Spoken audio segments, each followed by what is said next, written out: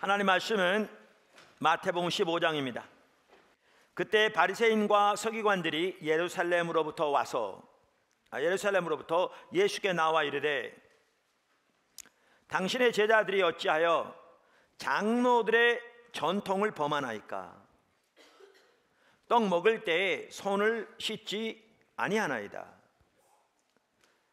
대답하여 이르시되 너희는 어찌하여 너희의 전통으로 하나님의 계명을 범하느냐? 아멘. 우리가 작년 연말부터 하나님의 뜻을 따라 사는 삶, 하나님의 뜻을 위해 사는 삶에 대해 살펴보고 있습니다.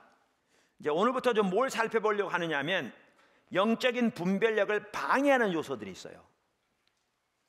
그러니까 여태까지 살펴본 요소들은 영적인 분별력을 증진시키는 요소들이었죠. 그러니까 이러한 자세가 있어야 우리에게 영적인 분별력이 부어지는 하나님의 은혜로. 그런데 지금 살펴보려고 하는 것은 영적인 분별력을 가리우는 요소들이에요. 영적인 분별력을 방해하는 요소들입니다. 그래서 이 부분도 살펴보는 것이 매우 중요할 것 같아서 그 부분을 좀 살펴보려고 합니다. 그 중요한 요소들이 몇 가지 있는데요. 그 중에서 가장 대표적인 한 가지가 전통입니다.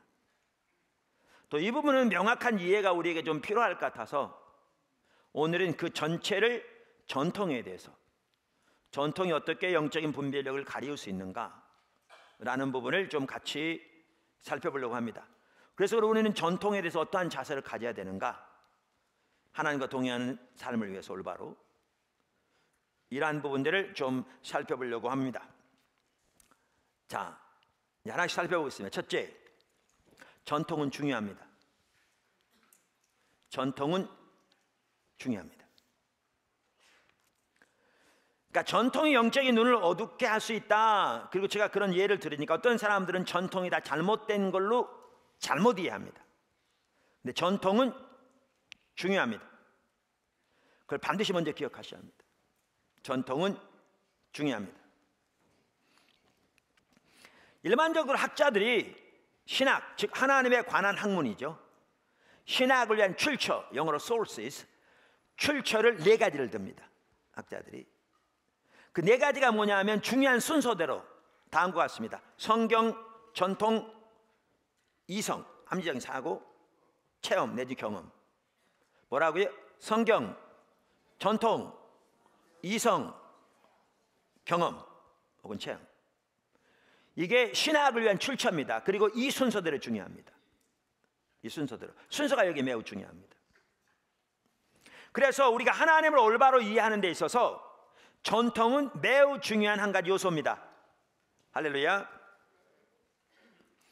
한 예를 들어서 삼위일체 교리는 전통에 의한 것입니다. 성경에 보면 하나님은 삼위일체 하나님인 것을 명백하게 볼 수 있습니다. 근데 삼위일체라는 용어는 안 나옵니다. 그 삼위일체라는 용어는 전통에 기초한 겁니다. 전통에 기초한 겁니다. 그래서 우리는 삼위일체 교리를 올바로 믿게 된 데는 전통이 중요한 역할을 한 것이죠. 전통 중요합니다. 교회사만 하더라도 지난 2000년 동안 하나님은 수많은 하나님의 사람들에게 구원의 교리, 믿음에 대한 삶, 은혜에 대한 삶, 성령에 대한 삶 등 이러한 신앙 전반에 대해서 성경에 토대한 하나님의 위대한 진리들을 깨닫게 해주셨습니다. 그래서 그 진리들이 우리가 하나님을 올바로 아는 데 있어서 없어서는 안 될 매우 중요한 요소들입니다. 보물창고입니다. 할렐루야. 저 개인적으로도요, 믿음에 의한 삶을 배우는데 핵심적인 영향을 준 책이 허드슨 테일러의 작은 전기였습니다. 그분은 갈라디아서 2장 20절에 이제 우리가 예수와 함께 십자가 못 박혔으니 우리가 산 것이 아니라 우리 안에 예수님이 사신다. 그러면서 우리 안에 예수님이 사시는 것은 예수를 믿는 믿음 안에 사는 거라고 그랬는데 그 삶을 실제로 살았던 사람이거든요. 그러면서 그는 자기 아이들도 그 삶을 살기를 원해서 그 아이들에게 그 삶을 살도록 편지를 써요.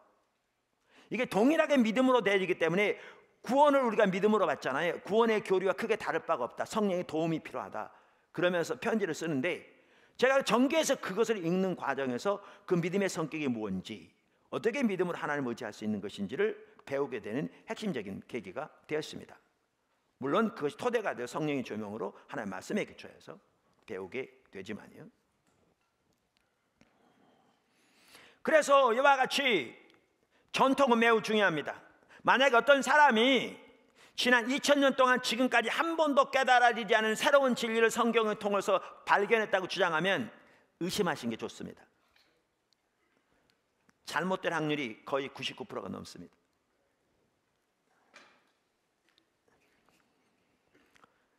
왜냐하면 하나님께서 그동안 하나님의 거의 모든 길들을 이미 하나님의 사람들을 통해서 보이셨기 때문에 그렇습니다. 사실 우리가 이 점들을 잘 유의한다면 우리 주변에 있는 많은 이단들을 쉽게 분별할 수 있습니다. 자, 그래서 이와 같이 전통은 중요합니다. 할렐루야. 다른 이해를 가지고 계시다면 이 시간 이해를 바꾸십시오. 전통은 중요합니다. 자, 두 번째, 전통이 영적인 눈을 가릴 수 있습니다. 그러니까 전통이 중요한데 문제는 그 전통이 악용될 수 있습니다. 그 전통이 우리의 영적인 눈을 가릴 수 있습니다. 이 부분이 심각합니다. 아까도 말씀드린 대로 복음서를 보면 사복음서 모두 그 당시 종교 지도자들에게 그 영적인 눈을, 그들은 누구보다 성경적인 지식이 뛰어났는데, 그리고 그들의 성경적인 지식은 정통이었는데, 그들의 영적인 눈을 그토록 철저하게 가린 가장 주된 요소 중에 하나가 반복적으로 강조되는 것이 그들의 전통이었습니다. 그 전통은 너무나 중요함에도 불구하고 그 전통이 악용될 수 있습니다. 그 전통이 영적인 눈을 어둡게 할 수 있습니다. 이 부분을 오늘 좀 집중적으로 살펴보려고 합니다. 그래서 이 두 번째 아래 몇 가지 쭉 여러 가지 부분들을 좀 살펴보려고 합니다. 그리고 세 번째는 이제 그렇기 때문에 우리가 어떻게 전통에 대한 자세를 가져야 되겠는가, 이제 이 부분을 살펴보려고 하고요. 자, 그 안에 작은 첫 번째, 우리가 율법주의 신앙에 빠지면 전통에 집착합니다. 우리가 율법주의 신앙에 빠지면 전통에 집착합니다. 제가 제 책 십자가 복음이나 또 예배 회복 등의 율법주의의 여러 형태들에 대해서 이렇게 요약해 놓은 게 있잖아요. 간단히 언급하면 이렇습니다. 얼마 전에도 얘기 나눈 것 같아요. 율법주의는 의식의 본질을 대체해버린 것입니다. 그러니까 종교적 의식도 중요합니다. 오늘날 말하면 11조도 중요하고요, 기도도 중요하고요, 뭐죠? 소위 말하면 성수질도 중요합니다. 그런데 그 자체가 목적이 아닙니다. 우리 신앙의 본질은 인격체신 하나님을 알고 그분을 존재를 다해 사랑하는 하나님과 친밀한 교제입니다. 이게 우리 신앙의 가장 핵심입니다. 그리고 하나님의 행하심을 보고 온 사람으로 동참하는 삶입니다. 둘이 나란히 같이 가죠. 이 신앙의 본질은 하나님 중심적인 삶과 뗄래야 뗄 수 없이 서로 깊이 관련해 있습니다. 동전의 양면처럼, 즉 같이 갑니다. 우리 신앙은 처음부터 끝까지 하나님 중심적인 삶입니다. 하나님 중심적인 삶은 하나님의 자원으로 하나님의 목적을 위해 하나님의 방법으로 사는 삶입니다. 자, 그러면 의식들이 매우 중요한데, 중요함에도 불구하고 그 자체가 목적이 아닙니다. 이 의식들은 이 본질을 위한 수단입니다. 그런데 신앙이 율법주의로 전락하면 이 본질은 없는 채 의식들을 잘하는 것이 신앙생활 잘하는 걸로 전락해버립니다. 그러니까 의식이 본질을 대체해버린 것이죠. 그건 가짜 신앙입니다. 자, 그런데 여기 작은 두 번째입니다. 이제 심각한 게 이겁니다. 전통에 집착하면 성경과 전통의 구분이 사라집니다. 이게 무섭습니다. 다시 말하면 전통에 집착하면 전통이 도구마가 됩니다. 성경과 동일한 권위를 가집니다. 성경과 전통의 구분이 사라집니다. 심지어 더 나아가 그 전통을 토대로만 성경을 이해하기 때문에 실제로는 전통이 성경 위로 올라갑니다. 이건 무서운 일입니다. 이게 무서운 일입니다. 이게 전통의 무서운 점입니다. 전통이 때로는 과거 매우 훌륭했던 일부 학자들의 의견에 기초를 두고 있을 수도 있습니다. 그렇기 때문에 전통 자체가 나쁘거나 좋은 게 아닙니다. 전통 자체는 중립입니다. 문제는 전통에 집착하게 될 때 그 전통의 영향력 중에 하나가 뭐냐면 그것이 구속력을 가진다는 것입니다. 구속력을 가진다는 것입니다. 그래서 말씀드린 대로 전통이 하나의 도구마가 됩니다. 성경과 같은 위치에 놓이게 되는 거죠. 금방도 말씀드린 실제로는 성경 위로 올라갑니다. 제가 예를 들겠습니다. 쉽게, 여러분 잘 아는 쉽게. 가톨릭에서 예배 시간에 촛불을 켜는 것과 마리아에 대한 예배 등, 이것은 1545년 트렌트 회의, 카운슬 오브 트렌트에서 결정된 겁니다.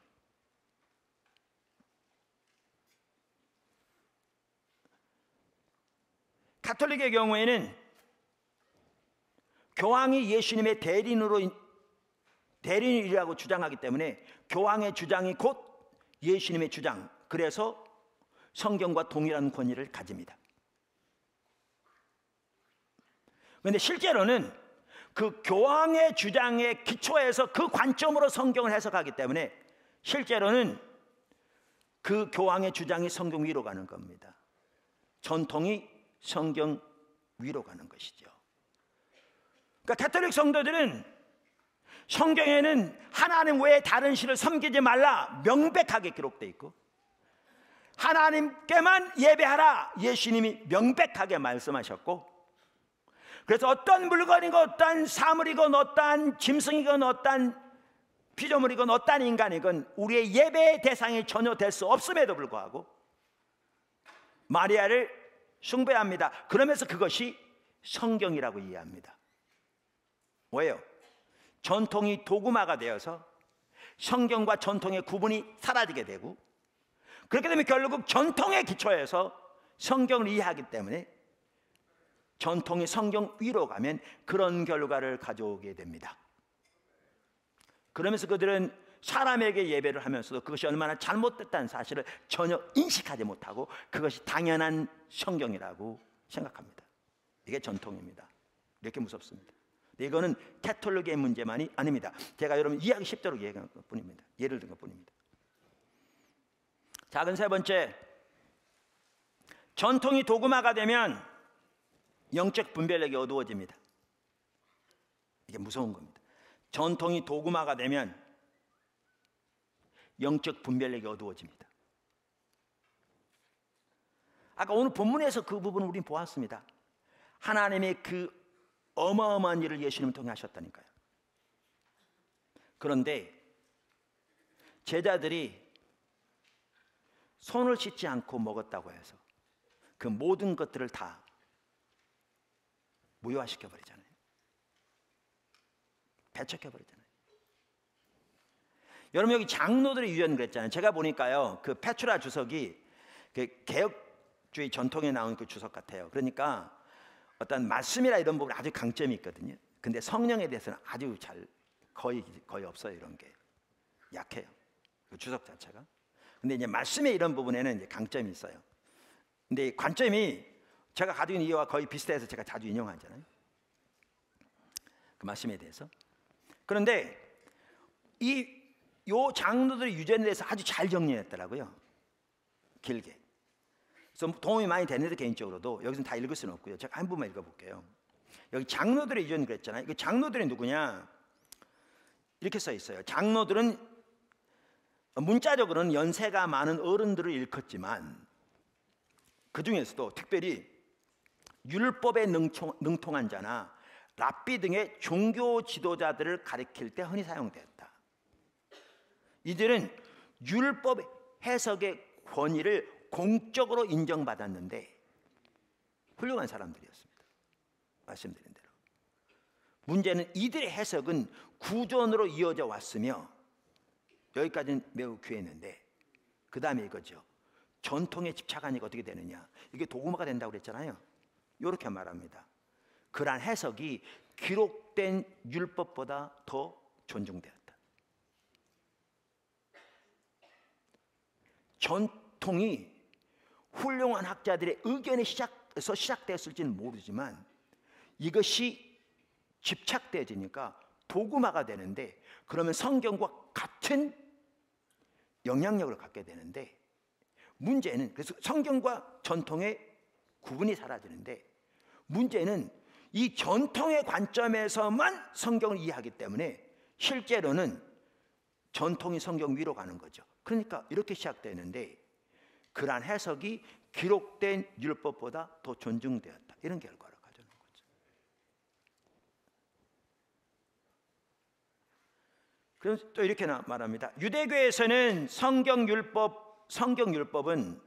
나온 율법은 원리만을 가르치기 때문에 세세하고 복잡한 현실 생활에 구체적으로 적용하기 위해서는 보다 상세한 규범이 필요하다고 생각하였다.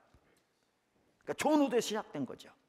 그리하여 바벨론 포로 생활 이후부터 유명한 유대교 랍비들이 고대의 전승 자료들을 중심으로 하여 세세한 생활 규칙들을 집성하기 시작하였는데, 이것이 바로 장로들의 유전이었다. 그래서 늘 말씀드린 대로 크게 613가지를 요약을 했고 세부 규칙까지 하면 2000가지가 되었다.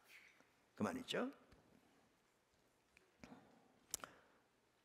그러면서 이제 여기 보십시오. 이렇게 말합니다. 주석도. 장로들의 유전은 외형상으로는 별 문제가 없는 듯이 보이지만, 그러나 인간의 생각을 하나님의 계시와 동일한 수준으로 생각하였다는 점과 전통이 이렇게 되는 겁니다.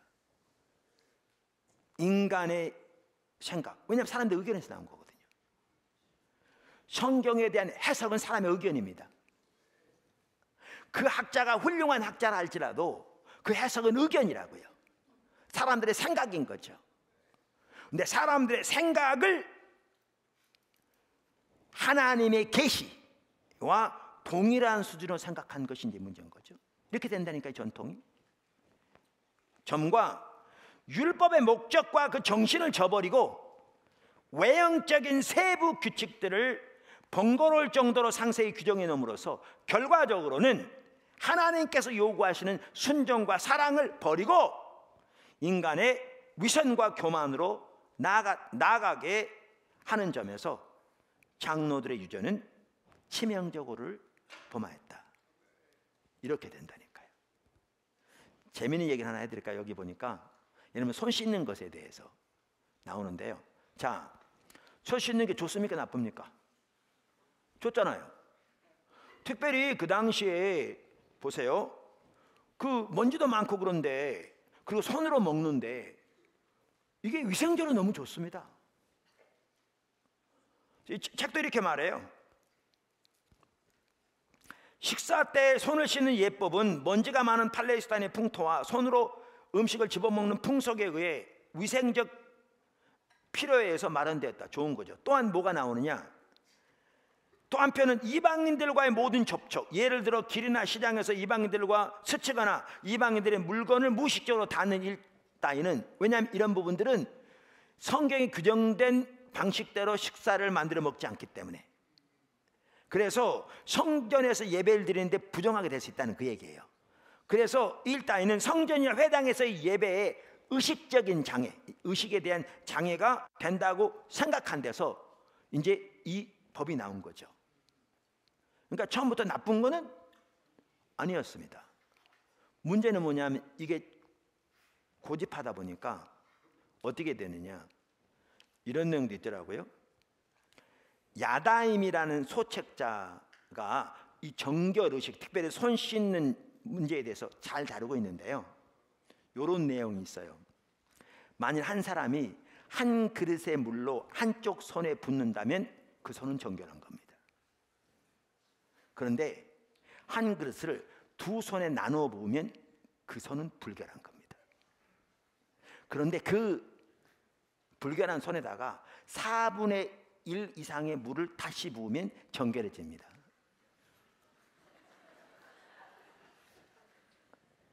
문제는 우슬만 그렇게 돼버리는 거예요. 근데 이 전통에 고수한 나머지 제자들이 이 전통을 안 지켰다고 예수님을 통한 그 모든 기적들을 다 무시해버리는 거죠. 이만큼 무섭게 됩니다. 눈이 먼 거죠. 이처럼 전통이 도구마가 되면 영적인 눈이 어두워집니다. 이건 오늘날도 마찬가지입니다. 심각합니다. 심각합니다. 자, 그러면 작은 세 번째인가요? 전통이 도구마가 되면 이제 영적인 분별력이 어두워지기 때문에 심각한 문제들이 발생합니다. 많은 문제들이 발생하죠. 자, 제가 그 중에 두 가지만 살펴보려고 합니다. 많은 문제들이 발생해요. 자, 보십시오. 우리의 신앙은 처음부터 끝까지 말씀과 성령의 조화를 이루는 삶입니다. 믿으십니까? 우리 신앙은 철저하게 하나님의 말씀에 기초한 삶이고요. 그것이 반드시 성령과 같이 가야 합니다. 저는 장로교 목사가 아니라 잘 모르지만 어떤 분이 칼빈을 연구한 분이 그러더라고요. 그분이 그랬다고. 성경도 성령이 함께하지 않으면 하나님의 말씀이 아니다. 그 문자다. 정확한 말이죠. 뭐예요? 성경을 통해서 성령이 깨닫게 하셔야 비로소 하나님의 말씀이 되는 거죠. 그러니까 말씀과 성령은 둘이 분리될 수 없습니다. 동전의 양면처럼 반드시 같이 가고요. 우리 신앙은 처음부터 끝까지 말씀과 성령의 조화를 이루는 삶이 우리의 신앙입니다. 그런데 전통이 도구마가 되면 말씀에도 성령에도 막대한 해를 끼칩니다. 이게 심각한 겁니다. 그러니까 참다운 신앙생활이 가능하지 않습니다. 가능하지 않습니다. 그걸 우리가 잘 볼 수 있는 게 예수님 당시의 종교 지도자들이었습니다. 정말 잘 볼 수 있는 게 반복적으로. 자, 그러면 어떻게 그러면 말씀의 해를 가하느냐? 말씀의 해를 가하느냐? 이렇게 해를 가합니다. 전통이 도구마가 되면 우리의 신앙생활이 성경에 기초한 것이 아니라 사람의 교훈에 기초한 것이 되어버립니다. 무섭습니다. 전통이 도구마가 되면 우리의 신앙이 모든 면에서 하나님의 말씀인 성경에 기초한 것이 아니라 사람의 의견에 기초한 것이 되어버립니다. 자, 본인들은 당연히 자기 신앙이 하나님의 말씀에 기초한 것이라고 생각할까요? 안 할까요? 생각하죠. 근데 문제는 하나님 앞에서는 실제로는 하나님의 말씀에 기초한 것이 아니라 사람의 교훈에 기초한 것이 되어버립니다.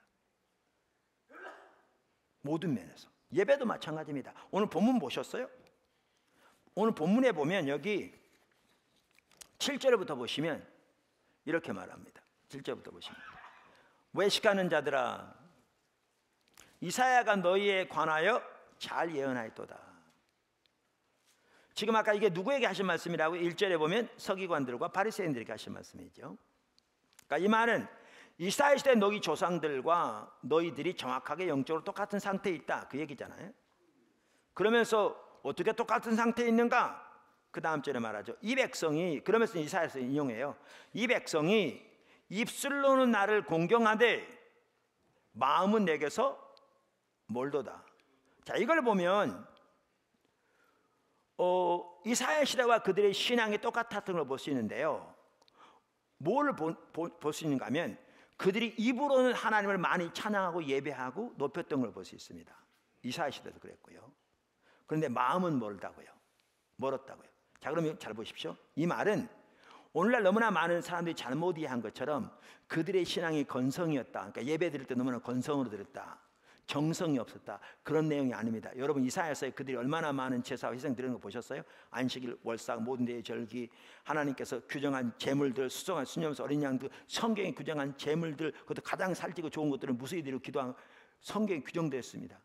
그들이 뭐죠? 정성이 부족했겠습니까? 특별히 바리새인들이 정성이 부족했겠습니까?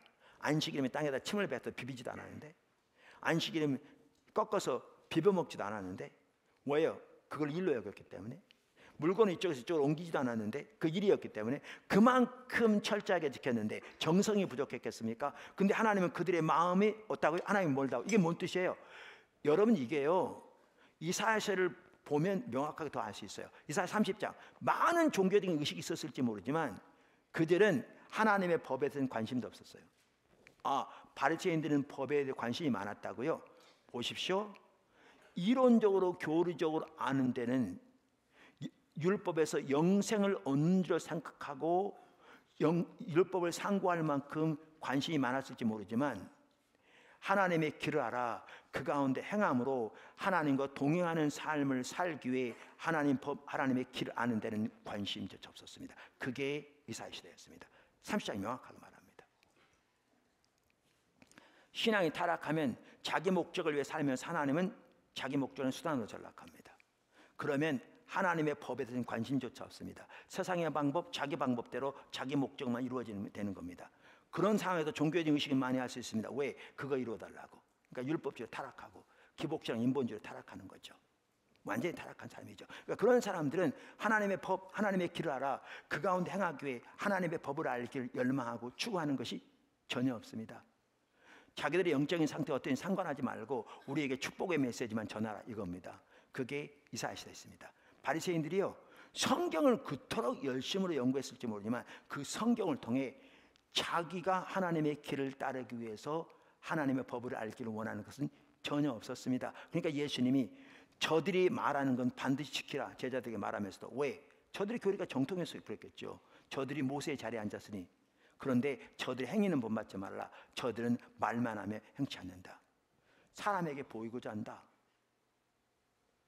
저들은 이 무덤처럼 겉으로는 잘 포장되어 있으면 온갖 썩은 뼈가 가득하다. 그리고 그들의 삶은 철저하게 타락한 자기 세상의 길을 따르는 삶이었거든요. 보십시오.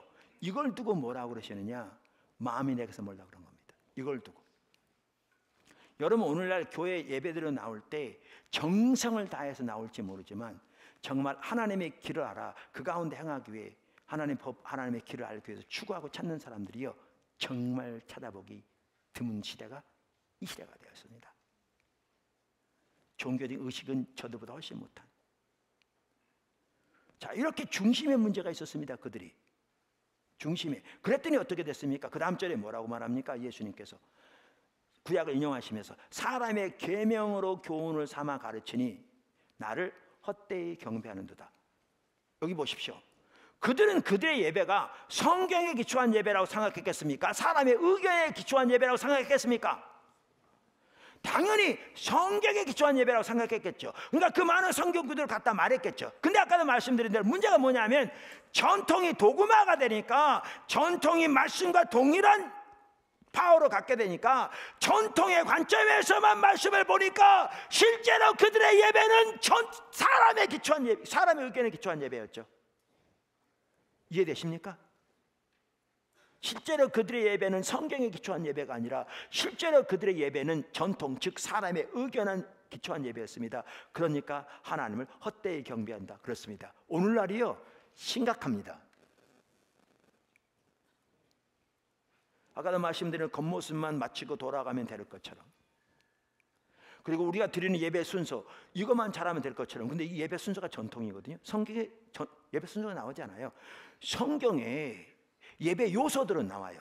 말씀이 있고요, 찬양이 있고요, 헌금이 있고요. 예배의 중요한 요소들은 나와요.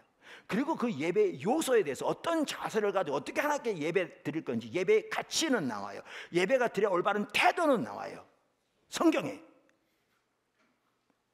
근데 예배 순서가 나오는 건 아니에요. 순서 자체가 잘못됐다는 얘기가 아니에요.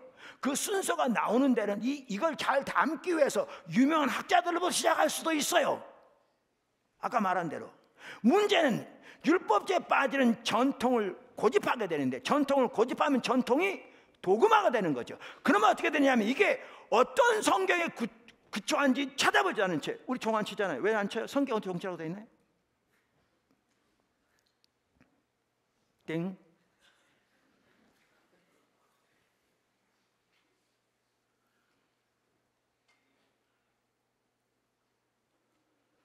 그러니까 제 말은 그 성경 종치기 잘못했다 그 얘기는 안 해요. 사실 종치는 건 의미 없어요. 쳐도 문제 없고 안 쳐도 문제 없어요. 종친다고 잘못된 건 아니죠. 근데 종친다고 특별한 것도 없어요. 그러니까 우리는 안 해요. 성경이 없는데 뭐래? 그러니까 해도 되고 안 해도 상관없어요. 문제는 뭐냐면 전통이 처음에는 좋은 의도를 가지고 했을지 몰라도 이 전통이 집착하게 되는 게 도구마가 돼서 이 관점으로만 성경을 보는 거예요. 이게 어느 성경에 더 기초한지도 모른 채. 그럼 어떻게 되느냐? 요거에 안 맞으면 아무것도 안 맞아요. 이건 정말 심각한 결과를 낳는 거예요. 그리고 문제가 뭐냐면 요 전통대로 외부적인 모양만 하고 가면 그게 참다운 예배라고 생각하는 거예요. 심각한 것은 문제의 핵심은 다 달아났는데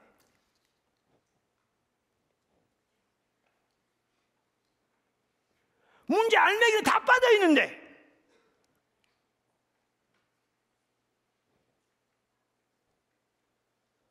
그럼 이걸 고집하기 때문에 잘못된지도 모르는 거예요.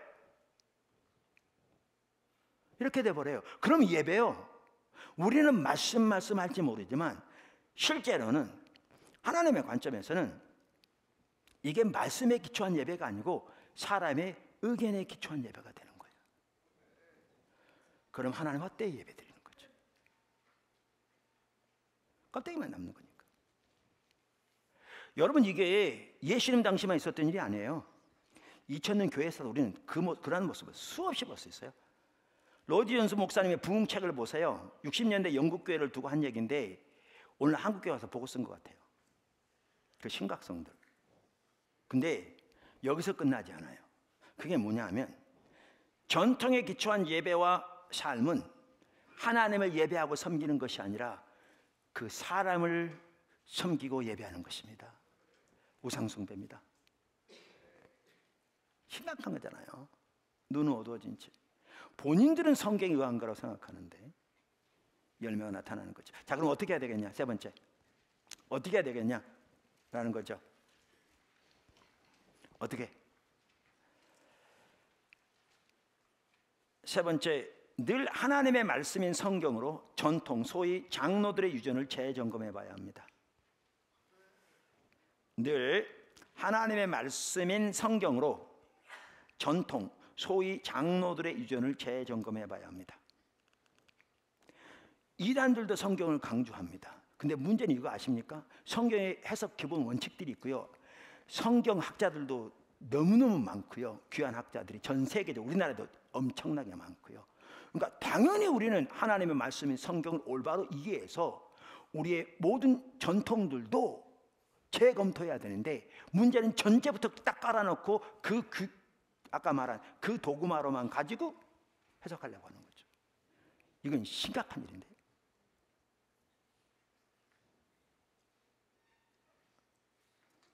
제가 아까 말한 알트 캔들 목사님 얘기를 한번 읽어볼까요? 이렇게 돼 있어요. 그분이 이런 말도 했더라고요. 그분 예배에 대한 책에 보니까 뭐라면 이렇게 돼 있어요. 웨스트민스터 신앙 고백 39 articles, 우리말로 뭐라고는 제가 몰라가지고 그냥 영어로 썼어요. 등과 같은 것들을 도구마로 만들어서 성경과 같은 것으로 받아들이게 되면 아까 그 전통이 가져오는 심각한 위험을 가져오는 거죠. 무슨 말이냐? 그 관점으로만 보는 성경이 유일한 옳은 성경이라는 건데 그건 심각한 거거든요. 그러니까 예를 들면 웨스트민스터 신앙고백 귀해요. 저는 장로 목사 아니지만 귀하게 여겨요. 문제는 뭐냐 하면 그 웨스트민스터 신앙 고백이 성경을 볼 수 있는 유일한 옳은 길이라면요, 그 바꿔 말하면 뭔 얘기냐면 그게 성경 위에 있다는 얘기고요. 그걸 또 무슨 말이냐면 그러면 웨스트민스터 신앙 고백에 있는 종말론, 예정론, 성령론 등 모든 교리가 신앙 고백이 유일한 참 옳은 교리고 그것에 의해서만 성경을 올바로 볼 수 있다는 얘기인데 이것은 진짜 이단이거든요. 무서운 거거든요. 제가 그 웨스트민스터 신앙 고백이 안 중요하다 아니면 안 귀하다 그 얘기 아니라니까요. 문제는 이 가치관이라니까요. 이게 무서운 얘기죠. 그래서 우리가 전통에 아까 말한 전통이 도구마가 되지 않고 전통은 귀한데 올바른 전통을 이해하되 올바른 신앙생활 하나님의 말씀에 기초해서 성령과 동행하는 삶을 살려면 말씀드린 대로 모든 전통을 하나님의 말씀으로 늘 새롭게 재점검해야 합니다. 할렐루야. 자, 그러면서 그 아래 간단히 세 가지만 말씀드리겠습니다. 작은 첫 번째, 성경으로 늘 전통을 재점검해야 합니다. 이거를요 사실 정성욱 교수가 잘 표현했더라고요.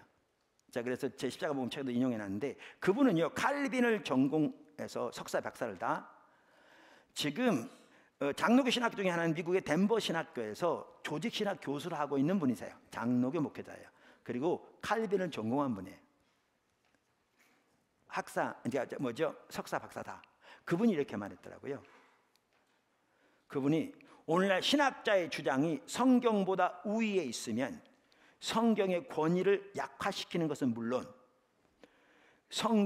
신학을 인간의 학문으로 만들어 버린다는 거죠. 아까 그게 바로 전통이 하는 일이에요. 표현하는 그대로. 그러면서 뭐라고 그러냐면 결국 우리의 신앙이 신학자의 주장보다 하나님의 말씀에 기초하여야 하며 신학자의 주장은 참고할 만한 좋은 의견들이죠. 좋은 의견들이에요. 그러니까 제 얘기는 학자들의 의견이 중요하지만 의견에 불과하다는 겁니다. 학자들마다 의견이 다르죠. 참조할 부분이 많습니다. 그러니까 제가 주석도 인용하고 그러잖아요. 그러나 궁극적으로 하나님의 말씀으로 그 하나하나를 재점검해야 되죠. 그러니까 이 말은 이단들이 쓰는 대로 그대로 마음대로 한다는 그게 아니냐. 그러니까 성경의 해석 원칙이 있고 그러니까 뭐죠? 많은 학자들이 공통적으로 보는 부분도 있고 그러니까 아까 말한 대로 전통되는 올바른 이해들이 있다 그 말이죠. 참고하되 결국 성경을 가지고 늘 재점검해야 한다 그 말입니다. 상호 이렇게 깊은 관계죠. 그러면서 모든 신학적 주장들이 성경에 근거한 것인지 성경으로 지지할 수 있는 것인지를 검증할 수 있어야 한다 라고 주장합니다. 그래서 교회의 비성경적인 전통들 즉 장로들의 유전에 대해서도 분명하게 성경적으로 분석, 비평하고 대안을 제시한다 이렇게 말합니다.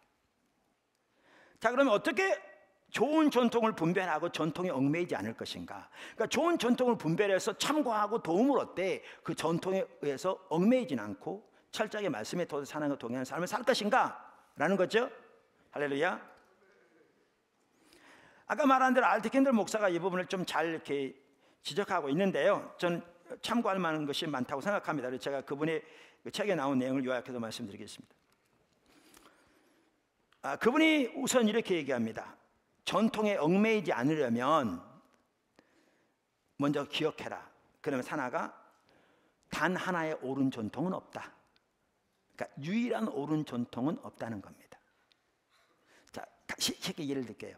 어느 교단에서 뭐 장로교에서 감리교에서 뭐 어느 교단에서 자기 교단이 가지고 있는 전통만 옳은 전통으로 받아들이면 이게 심각하게 되는 게 여기에 안 맞는 모든 교단들 다 잘못된 겁니다. 그럼 전 세계 교회에서 자기들만 잘 된 거죠. 이건 너무너무 타락한 교만입니다. 자, 그러면 반대로 전 침례교단인데 교단으로 따지면 숫자는 침례교단 세계에 제일 큽니다. 미국에 제일 크고. 그럼 떠나서 근데 그건 중요하지 않습니다. 다 육신입니다. 그게 육체죠. 그게 무슨 의미가 있어요? 근데 저는 침례교를 소중히 여깁니다. 철저하게 말씀의 토대에 살려고 하는 게 그 가치거든요. 핵심적인. 그러니까 신약교회의 실현이 침례교단의 이상입니다. 구약도 하나의 말씀인데 신약을 토대로 이해해야 되거든요. 왜냐하면 약속이고 성취이기 때문에. 그래서 신약교회의 실현이 침례교단의 이상입니다. 철저히 말씀대로. 자, 근데 침례교 전통을 소중히 여기지만 침례교 전통만이 유일한 옳은 전통이라고 전혀 생각하지 않습니다. 그렇게 생각하는 순간 이제 잘못되기 시작합니다. 그래서 전통을 올바로 이해하려면 이 세상에 단 하나의 유일한 전통은 없다. 할렐루야. 전통 중 어느 부분은 맞고 어느 부분은 틀리고 다 장단점이 있는 것이지 어느 한 전통이 옳은 건 아니다. 그 다음에 또 하나 기억하라고 이렇게 말합니다. 아무리 옳은 전통이라도 전통을 옹호하는 것이 우리를 영적으로 성숙하게 만들지 못한다. 전통은 아까 중요하다고요, 안 중요하다고요? 중요합니다. 그래서 올바른 신앙생활을 주님과 동행하는 삶을 살기 위해 전통의 도움이 중요합니다. 아까 강조한 것처럼. 그래서 전통의 도움을 받아서, 올바른 전통의 도움을 받아서 하나님과 동행하는 삶을 살아갈 때 그 삶이 우리를 영적으로 자라게 하고 하나님 안에서 자라게 하는데, 전통을 고수하는 것이 우리를 자라게 하는 것이 아닙니다. 만약에 하나님을 알고 하나님을 사랑하기를 추구하는 초점이 있지 않고 전통을 고수하는 것에 초점이 있다면 그건 너무너무 타락한 것입니다. 그런 경우 많습니다. 그래서 올바른 전통을 구별하는 데 중요한 한 가지가 뭐냐면 이처럼 단 하나의 유일한 전통은 없다. 더 나아가 전통을 고수하는 것이 우리가 영적으로 우리를 자라게 하는 것이 아니다. 중요함에도 불구하고. 그러면서 알트 캔들 목사는 올바른 전통을 구별할 수 있는 방법을 3가지 제시합니다. 참고할 만합니다. 그냥 들어보십시오. 간단히 설명하면, 첫째, 전통이 사랑을 증진하는가? 하나님을 사랑하고 이웃 사랑하는 것을 증진시키는가? 귀한 전통이죠. 그런데 하나님을 사랑하고 이웃을 사랑하는 것은 증진시키지 않고 영적인 우월감과 교만함만 가져오게 한다. 이건 너무나 타락한 거죠. 그 다음에 2번째, 전통이 삶을 드리는, 중심으로 드리는 예배를 증진시키는가? 끝으로 그 전통이 죄를 깨닫게 하는 것을 증진시키는가? 바리새인들은요, 지금 제가 말씀드린 그 어느 것에도 어떠한 관심도 없었습니다. 그들은 전통을 고수하는 데만 집착했습니다. 그 결과는 심각했습니다. 자, 이제 보십시오. 이게 전통의 문제입니다. 이 전통의 문제를 올바로 가지고 있지 못하면 너무나 많은 사람들이 이것 때문에 넘어집니다. 사실 포도나무교회 예배드리러 와서요, 중간에 나가는 많은 사람들, 하나는 주님의 뜻을 알고자 하는 열망, 부족하는 부분도 있겠지만, 물론 사정이 있는 분도 있지만 대부분은 제가 말한 대로 겁니다. 그 중에 또한 상당수는 이 부분에 넘어지기 때문에 그렇습니다. 예배 순서가 다르다는 얘기죠. 참고로 아십니까? 여러분, 세계 거의 대부분의 지금 교회들은 우리처럼 예배드립니다. 미주도, 남미도, 아시아 여러 나라도, 심지어 유럽도, 아프리카도. 그런데 한국의 일부 교단에, 그게 나쁘다는 얘기는 아닙니다. 제 얘기는 그 전통만 고수한 나머지 유일한 전통이 있는 게 아닌데, 그리고 그대로 한다고 잘 되는 게 아닌데, 중요한 건 가치와 자세와 이해와 태도인데 전혀 그걸 볼 겨를도 없이 요 고수에만 주장하니까 아무것도 보이지 않는 거죠. 우리 예배를 통해 하나님과 만남이 이루어지고 주님과 교제가 이루어지고 놀라우게 사람들이 변하고 하나님의 운행하신 역사하심이 이 나라 여러 방 가운데 참으로 놀라운 일 하고 계신데 전혀 안 보이는 거죠. 그래서 우리가 하나님의 성령과 동행하는 삶을 살려고 함에 있어서 말씀의 토대에서 전통의 문제가 올바로 이해돼야 합니다. 아멘. 전통 좋은 겁니다. 근데 그 전통이 우리의 영적인 눈을 어둡게 할 수 있습니다. 심각한 영향을 미칠 수 있습니다. 기도하겠습니다.